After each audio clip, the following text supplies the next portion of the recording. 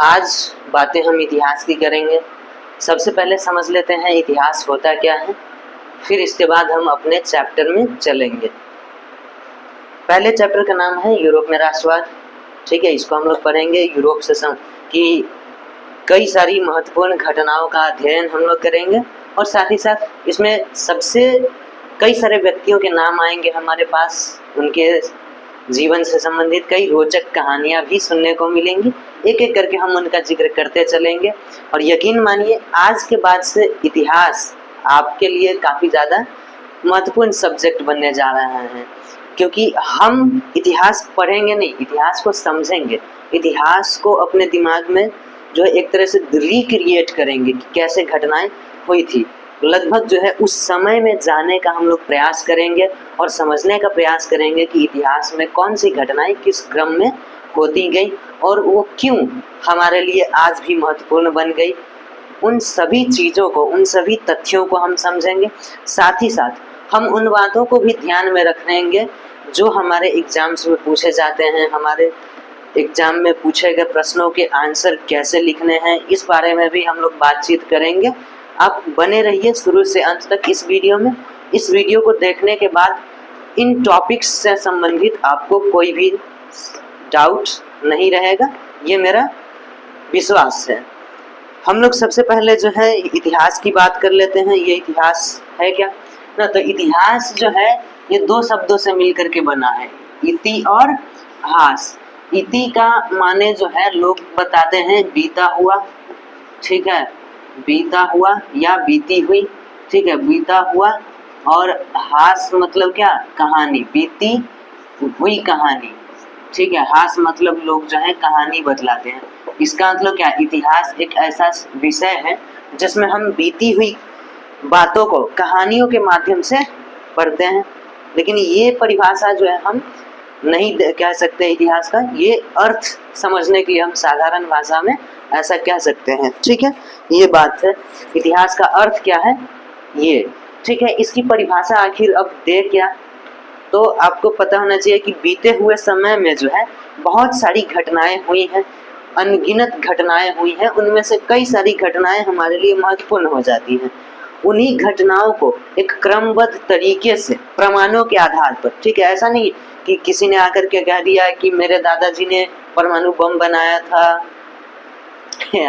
भारत में एपीजे अब्दुल कलाम के नेतृत्व में जो है परमाणु परीक्षण किया गया था, ठीक है। अब ऐसा कोई आके कह दे कि पहले मेरे दादाजी जो है यहाँ के राजा हुआ करते थे, सबूत क्या है, ठीक है। तो ऐसे थोड़ी ना हो जाएगा, मेरे दादाजी ने क्या किया उसका सबूत चाहिए होगा, ठीक है। तो इस चीज़ के लिए जो है हम लोग इतिहास में इन्हीं चीज़ों के बारे में पढ़ते हैं कि इतिहास मतलब इतिहास में ऐसी घटनाएं जो हमारे लिए महत्व रखती हैं, महत्वपूर्ण स्थान रखती हैं, उसके बारे में हम लोग प्रमाणों के आधार पर जो है पढ़ाई करते हैं, ठीक है। तो इतिहास वह विषय है, सामाजिक विज्ञान का वह शाखा है, इतिहास सामाजिक विज्ञान की वह शाखा है जिसके अंतर्गत हम अतीत में हुई विभिन्न घटनाओं को क्रमबद्ध तरीके से उपलब्ध प्रमाणों के आधार पर समझने का प्रयास करते हैं, ठीक है। एक बार फिर से सुन लीजिए, इतिहास क्या है, सामाजिक विज्ञान की वह शाखा जिसके अंतर्गत प्रमाणों के आधार पर अतीत में हुई घटनाओं का क्रमबद्ध अध्ययन करते हैं, ठीक है, उसे ही हम लोग क्या कहते हैं, इतिहास कहते हैं। ये बात हुई इतिहास को, पूरे इतिहास को सबसे पहले हेरोडोटस नामक व्यक्ति ने जो है समझाया था, एक क्रमबद्ध तरीके से जो है समझाने का प्रयास किया था, ठीक है। इसीलिए हम लोग जो है इतिहास का जनक यानी इतिहास के पिता मानते हैं इनको, ठीक है, हेरोडोटस को। और कई बार जो है ये ऑब्जेक्टिव में पूछा जा चुका है कि इतिहास के जनक किसे कहा गया है, हेरोडोटस को, ठीक है। अब हम लोग अपने चैप्टर पे आ जाते हैं। हमारा चैप्टर का नाम है, पहला चैप्टर है यूरोप में राष्ट्रवाद। पहले हम चैप्टर का ओवरव्यू देख लेते हैं कि हमारे इस पूरे सिलेबस में किस तरीके से जो है हमें पढ़ाया गया है, क्या क्या चीज़ें पढ़ाने की कोशिश हमें की गई है, क्या क्या समझाने की बात की गई है, ठीक है। इस पूरे बुक में जब आप देखेंगे तो पहला चैप्टर है यूरोप में राष्ट्रवाद, ठीक है, यूरोप में राष्ट्रवाद। ये यूरोपीय देशों में होने वाली कुछ महत्वपूर्ण घटनाओं के बारे में जिक्र करती है। इन घटनाओं ने किस तरह जो है समय के साथ पूरे विश्व को प्रभावित किया, भारत को प्रभावित किया और पूरे विश्व के सभी देशों को प्रभावित किया। इन बातों को समझेंगे, कौन कौन सी घटनाएं थी, इन घटनाओं के पीछे किन किन व्यक्तियों का महत्वपूर्ण योगदान रहा है, किस तरह का योगदान रहा है। एक भूमिका होती है कि सकारात्मक होता है और कुछ नकारात्मक भूमिकाएं होती है। उन सभी तरह की भूमिकाओं की बात हम लोग करेंगे। फिर इसके बाद इतिहास की दूसरी सबसे महत्वपूर्ण घटना जो हम लोग पढ़ेंगे वो है रूस की क्रांति। ठीक है, रूस की क्रांति को हम लोग समझते हैं। दूसरा चैप्टर कौन है? रूस की क्रांति। ठीक है, यानी इसमें मतलब चैप्टर का नाम जो है वो समाजवाद है। चैप्टर का नाम है समाजवाद। ठीक है, और इसी में हम लोग जो है मुख्य रूप से हम लोग इसमें रूस से संबंधित घटनाओं को पढ़ते हैं, रूस की क्रांति को पढ़ते हैं। इसीलिए मैंने जो है इसको रूस की क्रांति कहा है। ठीक है, इसलिए मैंने रूस की क्रांति कह दिया इसको। रूस से संबंधित जो भी घटनाएं रही हैं महत्वपूर्ण, उनकी चर्चा हम लोग यहाँ पे करते हैं। फिर हम लोग बात करते हैं तीसरे चैप्टर में हिंद चीन के बारे में। ये हिंद चीन का क्षेत्र जो है वो कौन से क्षेत्र हैं?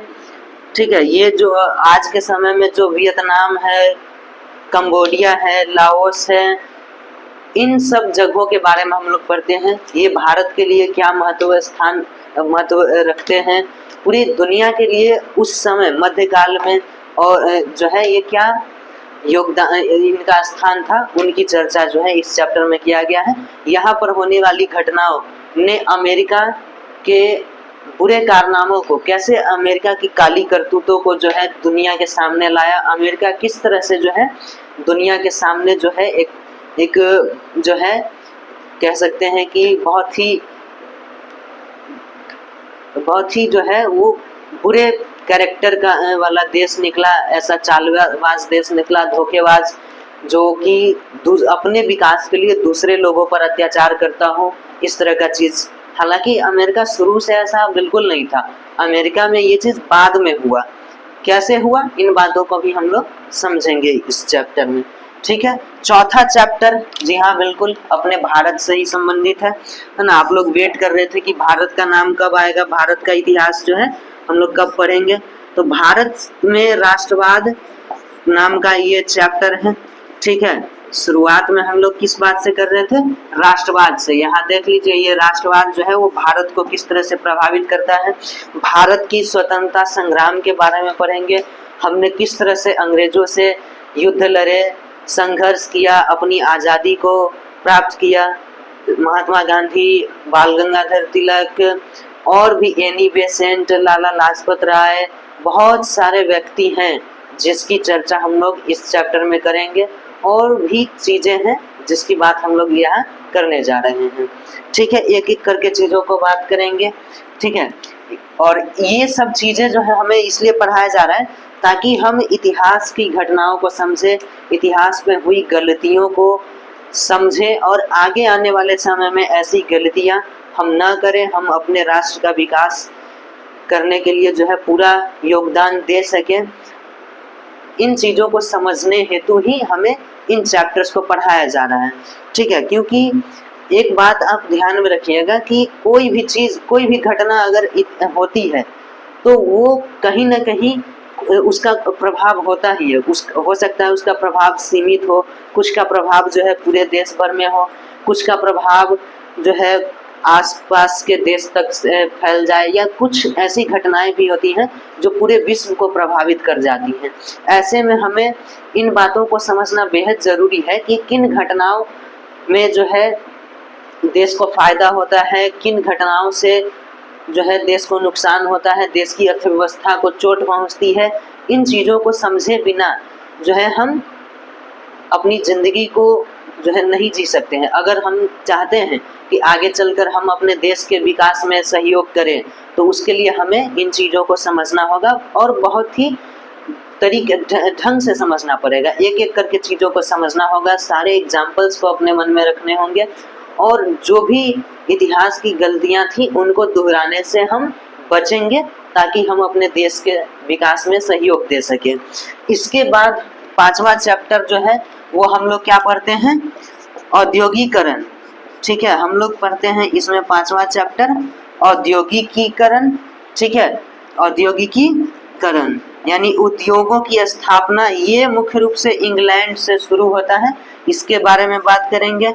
फिर हम लोग वैश्वीकरण के बारे में पढ़ेंगे, जिसको आपकी किताब में जो है हो सकता है भूमंडलीकरण के नाम से दिया हो। ठीक है, वैश्वीकरण के बारे में पढ़ेंगे। 7वां चैप्टर जो है वो मुझे ठीक से याद नहीं है, 7वां चैप्टर जो है का नाम क्या है, 8 चैप्टर है आपके पास। ठीक है, 7वां जो है ध्यान में नहीं है। 8वें चैप्टर का नाम है प्रेस और राष्ट्रवाद। ठीक है, प्रेस जो है वो एक्चुअली हमारी कला और संस्कृति से संबंधित है। इतिहास जो है अगर देखा जाए तो प्राचीन तरीका जो है इतिहास को बांटने का वो 3 तरीके में बांटता है। एक तो प्राचीन इतिहास, दूसरा मध्यकालीन इतिहास और तीसरा आधुनिक कालीन इतिहास, ऐसे बांटता है। उसी इतिहास में जो है कुछ एक शाखा आर्ट एंड कल्चर का भी आता है, यानी संस्कृति और कला और सभ्यता का, संस्कृति का। ठीक है, कला और संस्कृति का, इनको भी हम लोग जो है पढ़ते हैं। ठीक है, तो वो हमारे 8वें चैप्टर में समझाया गया है। ठीक है, ये यहाँ तक जो एक ओवरव्यू दिया मैंने आपके सिलेबस का। अब हम लोग बात कर लेते हैं हमारे पहले चैप्टर के बारे में, कुछ बातों को हम लोग समझते हैं। आज बहुत ज़्यादा चीज़ हम लोग यहाँ पर नहीं बात कर रहे हैं, कुछ चीज़ों को हम लोग यहाँ समझ लेते हैं, कुछ शब्दों को जो आगे चल करके हमारे काम आने वाली है। पहला शब्द हम लोग समझेंगे राष्ट्रवाद। ठीक है, चैप्टर का नाम भी है राष्ट्रवाद, इसको समझ लेते हैं। ठीक है, आज के वीडियो में सबसे पहले हम लोग राष्ट्रवाद को समझ लेते हैं। ठीक है, दूसरा शब्द हम लोग समझेंगे समाजवाद। ठीक है, दूसरा हम लोग समझेंगे समाजवाद। तीसरा हम लोग समझेंगे पूंजीवाद।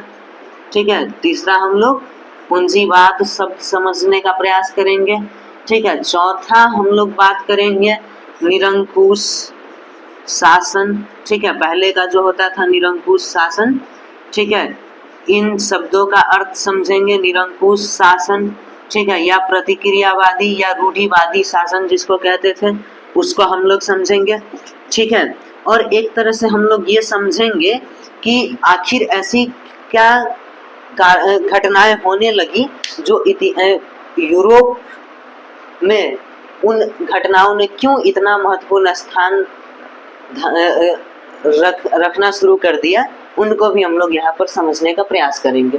पहले हम लोग जो है राष्ट्रवाद की बात करते हैं। मैं आपको एक बात क्लियर कर दे रहा हूँ, आज हम लोग इस चैप्टर में इन डेप्थ नहीं जा रहे हैं, अगले दिन से हम लोग इस चैप्टर को विस्तार पूर्वक पढ़ना शुरू करेंगे। आज कुछ शब्दों को मैं समझा रहा हूँ क्योंकि ये शब्द आपकी किताब में बार बार आने वाला है, आपके आने वाले चैप्टर में बार बार आएगा, इसलिए इन चीजों को हम लोग आज समझने का प्रयास कर रहे हैं। ठीक है, पहला शब्द है राष्ट्रवाद। ठीक है, ये राष्ट्रवाद है क्या?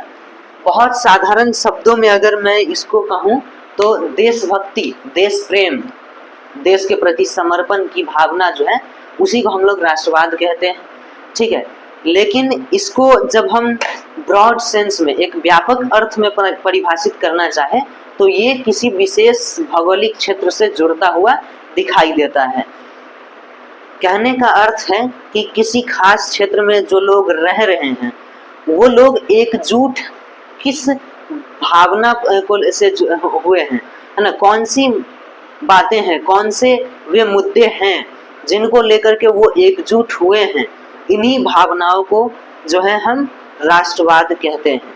ठीक है, तो इसको अगर हम परिभाषित करें तो कह सकते हैं कि राष्ट्रवाद एक ऐसी भावना है जो किसी विशेष भौगोलिक क्षेत्र में रहने वाले लोगों के मन में उत्पन्न होती है और उनमें एकता का वाहक बनती है। ठीक है, क्या बनती है? एकता का वाहक बनती है। तो एक बात आप हमेशा ध्यान रखिएगा कि राष्ट्रवाद की भावना जो है वो एकता पर बल देती है, अनेकता पर नहीं। ठीक है, राष्ट्रवाद की भावना जो है वो एकता पर बल देती है, अनेकता पर नहीं। ठीक है, ये बात आपको क्लियर होनी चाहिए। एक परिभाषा तो एक ऐसे हम लोग कह सकते हैं। ठीक है, और क्या क्या कह सकते हैं यहाँ पर? जैसा कि मैंने आपको बतलाया कि ये किसी विशेष क्षेत्र में रहने वाले लोगों में एकता का वाहक बनती है, तो ऐसे कह सकते हैं कि किसी, एक और परिभाषा आप कह सकते हैं आप इसका, कि जब किसी व्यक्ति या व्यक्ति समूह के मन में, ठीक है, जब किसी व्यक्ति या व्यक्ति समूह में अपने देश या अपने राष्ट्र के प्रति श्रद्धा, समर्पण, त्याग, सेवा, प्रेम की भावना उत्पन्न होती है, तब वह भावना राष्ट्रवाद कहलाती है और वह व्यक्ति या व्यक्ति समूह राष्ट्रवादी कहलाता है। ठीक है, एक बार ध्यान से सुनिएगा फिर से। मैंने कहा है कि जब किसी व्यक्ति या व्यक्ति समूह के हृदय में, जब किसी व्यक्ति या व्यक्ति समूह के हृदय में अपने देश, अपने राष्ट्र के प्रति समर्पण, श्रद्धा, त्याग, सेवा और प्रेम की भावना जब विकसित होती है, तब वह भावना राष्ट्रवाद कहलाती है और वह व्यक्ति या व्यक्ति समूह राष्ट्रवादी कहलाता है। ठीक है, ये चीज हमने इसका परिभाषा जो है समझ लिया। इसके बाद जो है आप इसकी जड़ को समझे अगर, तो राष्ट्रवाद की भावना का बीजारोपण जो है वो इतिहास में बहुत पहले हो गया था। पुनर्जागरण के काल से ही इस भावना की बीजारोपण हो चुकी थी। इसका बीजारोपण कब हो गया था? पुनर्जागरण के काल से ही। बीजारोपण जो है वो कब हो गया था? पुनर्जागरण के काल से ही जो है इसका बीजारोपण हो गया था, पुनर्जागरण के काल से ही हो गया था। ठीक है, ये बात आप ध्यान में रखेंगे, कई बार जो है ये ऑब्जेक्टिव में पूछा हुआ है। ठीक है, ये कब हुआ था राष्ट्रवाद की भावना का बीजारोपण? पुनर्जागरण काल में। ठीक है, अब इसके बाद जो है यूरोप में राष्ट्रवाद की भावना का प्रसार का जो सबसे अधिक श्रेय दिया जाता है वो फ्रांस के शासक नेपोलियन बोनापार्ट को दिया जाता है। ठीक है, कुछ हद तक इनसे पहले के जो शासक थे उनको भी दिया जा सकता है और भी कई शिक्षित और बुद्धिजीवी लोग थे उनको दिया जा सकता है, लेकिन मुख्य रूप से जो है यहाँ पर नेपोलियन का नाम आता है क्योंकि वो एक ऐसा व्यक्ति था जिसके न केवल सुधार ने बल्कि उसके डर ने भी यूरोप में इस भावना का विस्तारित किया, इस भावना को बढ़ाया। अब ये बड़ी इंटरेस्टिंग बात है कि डर भी जो है वो फायदेमंद हो सकता है, किसी भावना को जो है विकसित कर सकता है, किसी चीज के विकास में सहायक हो सकता है। ये चीज बड़ी इंटरेस्टिंग बात है, इनको समझेंगे हम लोग स्टोरी के माध्यम से, चैप्टर में आगे बढ़ेंगे तब। ठीक है, तो अभी के लिए जो है इतना जान लीजिए कि बीजारोपण राष्ट्रवाद की भावना का कब हुआ? पुनर्जागरण काल में। और ये प्रखर रूप में कब दिखाई दिया? 1789 की फ्रांस की क्रांति में ये प्रखर रूप में जो है ये दिखाई देता है। ठीक है, फ्रांस की क्रांति के रूप में ये दिखाई देता है। फ्रांस की इस क्रांति ने जो है पूरे विश्व को प्रभावित किया। इसने एक नारा दिया, क्या नारा दिया? एकता, एकता, समानता और बंधुत्व का नारा दिया। इस क्रांति ने क्या कौन सा नारा दिया? एकता, समानता और बंधुत्व यानी भाईचारा का जो है नारा इसने दिया। ठीक है, ये आपको पूछ देता है एग्जाम में कि एकता, समानता और भाईचारा का नारा जो है किसने दिया था, किस क्रांति की देन है? ठीक है, फ्रांस की क्रांति की देन है। और उसमें भी कौन सी फ्रांस की क्रांति? 1789 की। आप ये बात ध्यान में रखिए कि फ्रांस में 3 क्रांति हुई। फ्रांस में कितनी क्रांति हुई? 3 राज्य क्रांतियां हुई हैं फ्रांस में। एक हुई थी पहली फ्रांस की क्रांति जो है वो 1789 ईस्वी में हुई थी। दूसरी क्रांति जो है वो 1830 में हुई थी, जिसको पहला आप लोग 9th क्लास में पढ़ चुके हैं। दूसरी और तीसरी हमें इस चैप्टर में ऑलरेडी पढ़ना है। ठीक है, इसमें हमें पढ़ना है। ठीक है, 1830 की क्रांति और तीसरी हुई थी 1848 में। ठीक है, तो इन तीनों ही क्रांतियों ने किस तरीके से फ्रांस को प्रभावित किया, फ्रांस की आम जनता के जीवन को प्रभावित किया, फ्रांस के आसपास के देशों को प्रभावित किया, पूरे विश्व को इन घटनाओं से क्या सीख मिलती है, इनकी चर्चा हम लोग जो है इन चैप्टर्स में करेंगे। ठीक है, आज लगभग जो है ये प्रचार प्रसार के जैसा जो है ये वीडियो होने जा रहा है, ठीक है। लेकिन फिर भी जो है इस वीडियो में आपको काफ़ी चीज़ें जो है सीखने को मिलेगी, कई चीज़ें जो है आपको यहाँ पर सीखने को मिल जाएंगी, ठीक है। इसके बाद आप देखते हैं समाजवाद को, है ना। समाजवाद की एक ऐसी भावना थी, ठीक है। समाजवाद एक ऐसी भावना थी जो एक समाज में रह रहे सभी वर्गों के लोगों को समानता का समान अधिकार की बात करता है, ठीक है। ये समाजवाद की भावना जो है वो ऐसा नहीं है कि किसी एक ही वर्ग के लोगों को जो है विकास की बात करता है, नहीं, ये समाज में रह रहे सभी लोगों की बात करता है। ये एक ऐसी विचारधारा है, ये एक ऐसा सिद्धांत है, ये एक ऐसी भावना है जिसके तहत जो है या जिसके द्वारा समाज के सभी वर्गों के लोगों को जो है विकास एवं वृद्धि के लिए वृद्धि के सिद्धांतों को प्रतिपादित करता है, ठीक है। ये बात है। पूंजीवाद जो है ये एक निजी पूंजीवाद जिस व्यक्ति के पास पूंजी है, धन दौलत है, केवल उन वर्गों के विकास की बात कर रहा होता है, ठीक है। पूंजीवाद जो है जो उद्योगपति हैं, जो फैक्ट्रियों के मालिक हैं, उनकी बात जो है इसमें होती है। ये लोग जो है मतलब पूंजीवाद एक ऐसा विचारधारा है जिसमें जो है व्यापार वाणिज्य से संबंधित और किसी खास वर्ग से संबंधित विकास की बात जो है यहाँ पर की जाती है। निरंकुश शासन जो है आप इसको क्या कहते हैं? निरंकुश शब्द का अर्थ समझिए पहले इसको। इसमें क्या है? निह जोर अंकुश, है ना। निह मतलब नहीं है ना, नहीं है जिस पर कोई अंकुश, है ना, जिसके ऊपर किसी का भी कंट्रोल नहीं है।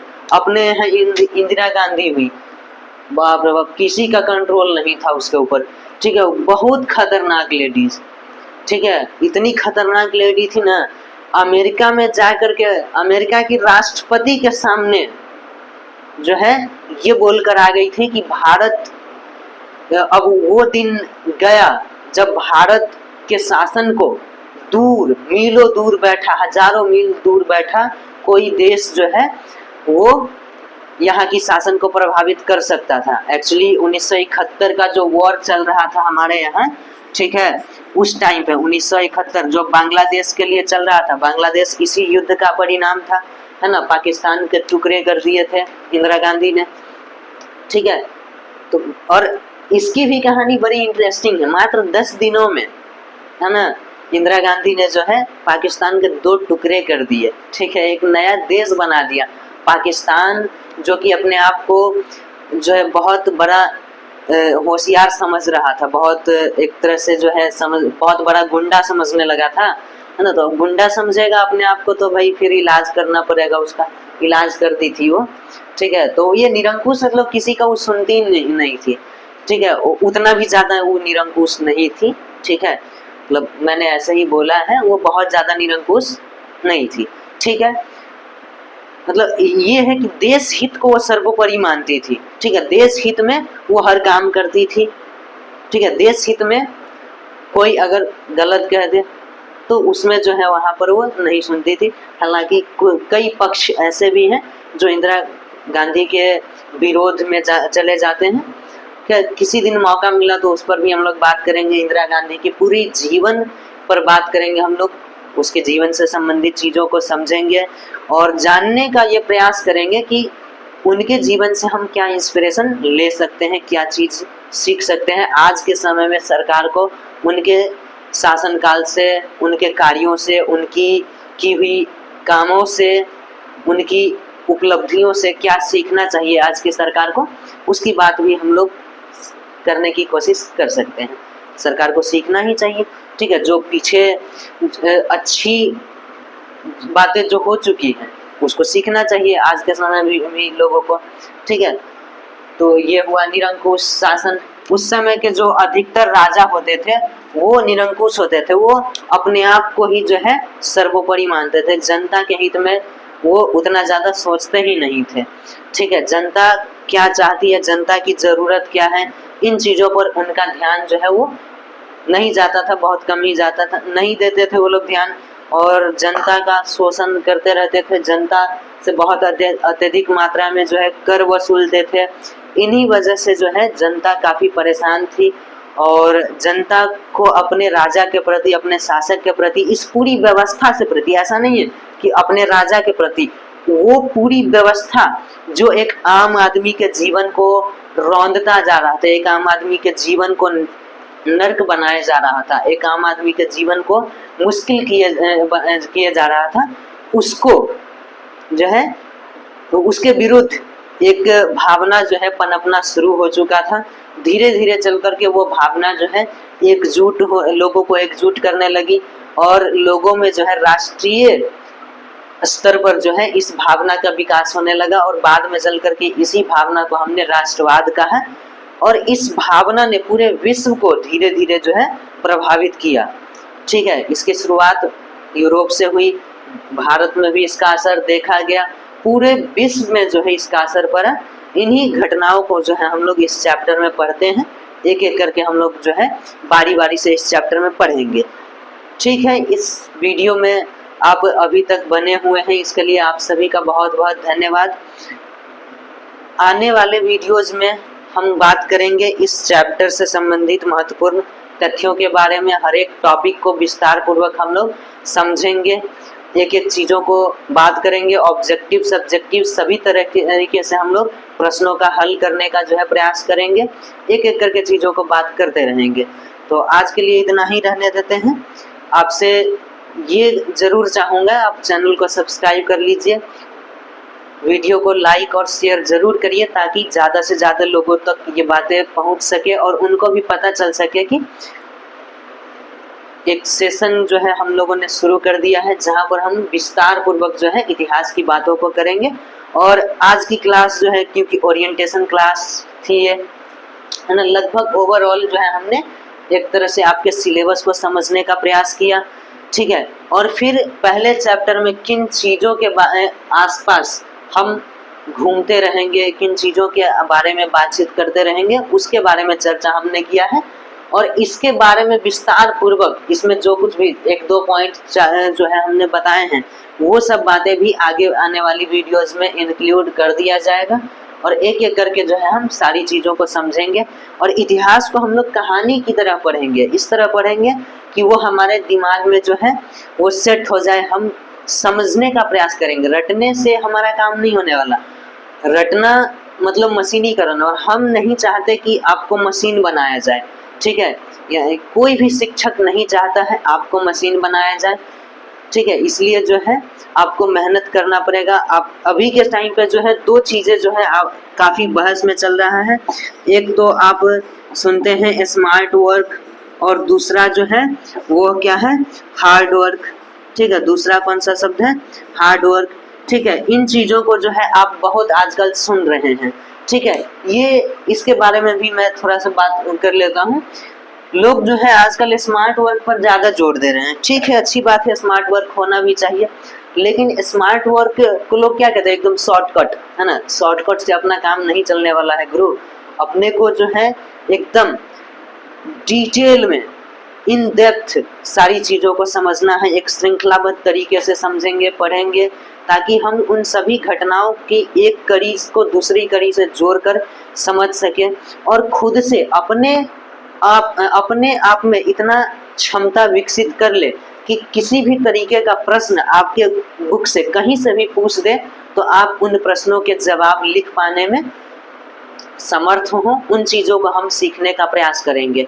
हमें रट करके नहीं कि इस तरह का क्वेश्चन पूछा जाता है, ये क्वेश्चन पूछा जाता है, इसको ऐसा आंसर है, लिखवा दिए, आप इस आंसर को रट लो, है ना, ये ऐसे नहीं। हम लोग कहानी की तरह इतिहास को पढ़ेंगे और एक एक करके जो है समझेंगे। तो यहाँ पर हार्ड वर्क जो है क्या हुआ कि हार्ड वर्क जो है, मेरे ख्याल से हार्ड वर्क ये है कि आप सारा पूरे साल जो है पढ़ाई लिखाई में उतना ज़्यादा ध्यान दिए नहीं, बहुत ज़्यादा ध्यान आपने सीरियसली पढ़ाई लिखाई को नहीं लिया है, और अब अचानक से जब एग्जाम के 1 महीने बाकी रह गए हैं या 10 दिन 15 दिन बाकी रह गए हैं, तब जाकर आपने जो है पूरा जोर लगाना शुरू कर दिया। रात में 3-3 बजे 4-4 बजे रात तक जो है आप जगे हुए हैं और तब काम कर रहे हैं। वो स्मार्ट वर्क नहीं है, वो ऑफकोर्स हार्ड वर्क है, ठीक है, वो एक हार्ड वर्क है। और इस तरह का हार्ड वर्क आपसे कोई नहीं कराना चाहता। आपसे हर कोई चाहता है, आपके मम्मी पापा, आपके पेरेंट्स, आपके टीचर्स, आपके गुरु ये चाहते हैं कि आप इस तरह का हार्ड वर्क नहीं करें। हार्ड वर्क करें लेकिन इस तरह का हार्ड वर्क नहीं करें। Hard work with smart tricks, है ना। They want you to work smartly hard work, है ना। वो स्मार्टली आपको हार्ड वर्क करने की सलाह देते हैं। हार्ड वर्क करिए, है ना। स्मार्ट वर्क और हार्ड वर्क का जब कॉम्बिनेशन बनता है तो ये एक तरीका हमारे पास निकल करके आता है कि हम जो है चीज़ों को डेली हर एक सब्जेक्ट को, कुछ टॉपिक्स को, मान लीजिए हम 10 पन्ना नहीं पढ़ेंगे, कोई बात नहीं, 10 पन्ना नहीं पढ़ सकते तो हम कम से कम 2 पेज तो पढ़ेंगे ना। 2 पेज को ही आप पढ़िए रोज, लेकिन ध्यान पूर्वक पढ़िए, एकाग्रचित्त होकर के पढ़िए। इससे जो है वो चीज़ें आपको याद होने लगेंगी। रोज पढ़िए, ठीक है। ऐसा नहीं है कि एक दिन पढ़े और 4 दिन छुट्टी पे चले गए, नहीं, ऐसा नहीं। आप रोज उसको पढ़िए और धीरे धीरे थोड़ा थोड़ा करके जो है जो पूरा सिलेबस आपका कंप्लीट हो जाएगा। आपके ऊपर, आपके दिमाग पर इतना प्रेशर कभी नहीं पड़ेगा कि अरे बाबा एग्जाम है अगले सप्ताह, अरे फेल हो जाएंगे, ये हो, मार्क्स खराब आ जाएगा, ये सब नहीं। आप ऐसा नहीं होगा, बशर्ते कि आप अभी से मेहनत करते रहें, ठीक है। आपने सुना जरूर होगा कि बूंद बूंद करके ही घड़ा भरता है, ठीक है। तो आप अभी से थोड़ा थोड़ा करके मेहनत करते जाइए, थोड़ा थोड़ा चीज़ों को पढ़िए, उसको समझिए, लिखते रहने का प्रयास कीजिए, ठीक है। आपको मैं बताऊंगा, कुछ क्वेश्चंस भी दूंगा और एक प्लेटफॉर्म हम तैयार कर रहे हैं, ऐसा प्लेटफॉर्म जहां पर आप यहाँ दिए गए क्वेश्चंस को जो है आप आंसर करेंगे और उसका PDF जो है आप वहाँ दे सकते हैं इवैल्यूएशन के लिए। हम उस PDF को चेक करेंगे, पढ़ेंगे और देखेंगे कि आपने कितना सही आंसर लिखा है, ठीक है। उसमें किस तरह के सुधार होने चाहिए, किस तरीके से आपका एक बेहतरीन आंसर लिखा जा सकता है, उन चीज़ों को हम लोग समझेंगे। इस तरह की व्यवस्था हम लोग करने की तैयारी में लगे हुए हैं, ठीक है। तो आप हमसे जुड़े रहिए और अपनी तैयारी हम लोग करते रहेंगे। समय है हमारे पास, अभी पर्याप्त समय है और थोड़ा थोड़ा करके हम लोग जो है पढ़ते रहेंगे और रिवीजन भी करेंगे, क्वेश्चन प्रैक्टिस करते रहेंगे। तो इस तरह से हम लोग जो है एक बड़े स्तर पर जो है अपनी परीक्षा की तैयारी जो है आसान तरीके से कर लेंगे। तो आज के लिए इतना ही रहने देते हैं और बहुत बहुत धन्यवाद कहना चाहेंगे आप सभी बच्चों का, आप सभी स्टूडेंट्स का, आप सभी साथियों का कि आप हमें इतना प्यार दे रहे हैं। नया चैनल है और सब्सक्राइबर्स जो हैं वो दिन प्रतिदिन बढ़ते ही जा रहे हैं। ये जानकर हमें बहुत ही अच्छा लगता है। ये हमें आज भी जो है अच्छा लगता है ये जानकर कि लोग जो है क्वालिटी को पसंद कर रहे हैं, ना कि सुविधाएं ज़रूरी हैं, ठीक है, वो अच्छी बात है, सुविधाएं ज़रूरी हैं। बहुत सारे बच्चे जो है वाइट टेक्निकल डिजिटल बोर्ड्स की तरफ जो है अट्रैक्टेड हो जाते हैं, लेकिन वहाँ उतनी अच्छी क्वालिटी जो है उनको नहीं मिल पाती है। हमारे पास अभी डिजिटल बोर्ड नहीं है, लेकिन हम क्वालिटी से कंप्रोमाइज़ कभी नहीं करना चाहेंगे। हम हमेशा कोशिश करेंगे कि क्वालिटी पूर्वक को मेंटेन रखा जाए, ठीक है। क्वालिटी फुल जो है कंटेंट आपको अवेलेबल कराएं, ठीक है। अगर किसी दिन हमारी तरफ से कोई बेहतरीन तैयारी नहीं रही तो हम भी अपना होमवर्क करके आएंगे, क्योंकि पढ़ाना है तो हम भी बहुत अच्छे से तैयार होकर के आएंगे ना, तब हम बेहतरीन तरीके से पढ़ा पाएंगे, ठीक। तो हम जो है पहले से होमवर्क करके आएंगे, अपनी तैयारी हम भी खुद किए हुए रहेंगे, ठीक है। उसके बाद आपको हम पढ़ाएंगे, बेहतरीन तरीके से पढ़ाएंगे। आपको जहाँ भी मुझे लगेगा कि यहाँ पर बच्चे फंसते हैं, मैं वहाँ पर जोर देकर समझाऊंगा। आप ध्यान से सुनेंगे, समझेंगे, आपको चीज़ें याद हो जाएंगी, क्लास में ही चीज़ें याद हो जाएंगी, ठीक है। तो और हमारी रणनीति जो है वो ऐसी ही रहेगी। मैंने कई बार जिक्र भी किया है इस चीज़ का, एक बार फिर इस रणनीति का जिक्र कर रहा हूँ। आप किसी भी वीडियो को देखिए, चाहे आप हमारी वीडियो को देखिए या किसी और चैनल पर वीडियो आप देख रहे हैं, तो आपके लिए सबसे ज़्यादा ज़रूरी है कि आप जब वीडियो देख रहे हैं आप कॉपी कलम लेके बैठिए, नोट करते चलिए साथ में। बाद में चल करके जो है जब वीडियो ख़त्म हो जाए उसके बाद आप उसको एक बार रिवाइज कर लीजिए, और फिर नेक्स्ट टाइम जब भी उस सब्जेक्ट की क्लास होगी उससे पहले आप उन चीज़ों को एक बार रिवाइज कर लीजिए, ताकि आपको आगे जो चीज़ें पढ़ाई जाएंगी उसको कनेक्ट करने में काफ़ी ज़्यादा आसानी हो जाए और आपके लिए काफ़ी बेहतर साबित होगी ये। ठीक है, काफ़ी बेहतर रिजल्ट आपको ये बना करके देगा। आपके लिए जो है बहुत ज़्यादा जो है मेहनत करने की ज़रूरत भी नहीं पड़ेगी आपको। ठीक है, तो इन चीज़ों को आप फॉलो करिए, आपका एग्ज़ाम बहुत अच्छा आ जाएगा, आपकी तैयारी बहुत अच्छी हो जाएगी। ठीक है, तैयारी ही सब कुछ है। ठीक है, तैयारी ही जीत है। ठीक है, हम जीतना बड़ी बात नहीं है, तैयारी करना बड़ी बात है। ठीक है, आज के लिए इतना रहने देते हैं। धन्यवाद।